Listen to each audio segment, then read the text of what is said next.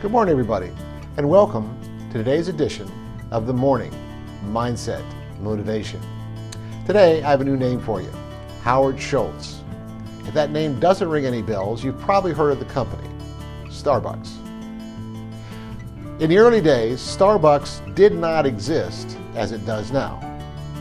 In the early days, Mr. Shultz was a salesman, and the company he worked for sold espresso machines and coffee grinders. Well, he became interested in this company out in California, I'm sorry, not California, but Seattle, that was buying a lot of his products. And although he was happy with the sales, he just couldn't understand how they were moving so much of it. So he had to check it out. This is very similar to Ray Kroc with McDonald's. He was the milkshake machine salesman, and they were buying some in him. He just had to check it out. Well, Shultz did the same thing. He went out there, and at that time, these guys were only selling the coffee after it was ground up. It wasn't just any kind of coffee, it was imported and things like that. Well, Shultz had a feeling there was something there, and he developed a relationship with them, and at one point wanted to come to work for him. But they didn't think that was a good idea. I mean, they had borrowed so much money, they were deeply in debt, they had something that was kind of working, but Shultz just thought there was something more to it.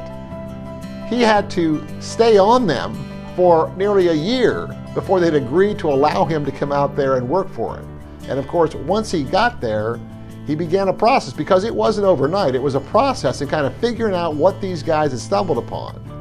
And the Starbucks that exists today was a long process of trying different things. When they finally hit on the idea of serving the coffee with the barista, which he actually got that idea when he took a visit to Europe. The idea of, like a bartender, a friendly greeter that would tell you about the different types of coffees they offer, stuff like that. Well, anyway, when he finally got all the pieces together, of course, it was a hit, and they expanded, rapidly.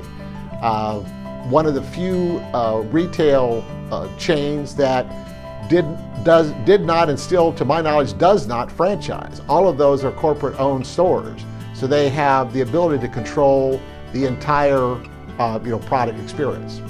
Anyway, very good example of someone who kind of found something that he trusted his internal kind of thing. There was just something about what they were doing that he knew something was there, but it had to be kind of fleshed out and developed. And of course, he certainly did that. So anyway, that's our thought for the day, and I hope you all have a great day.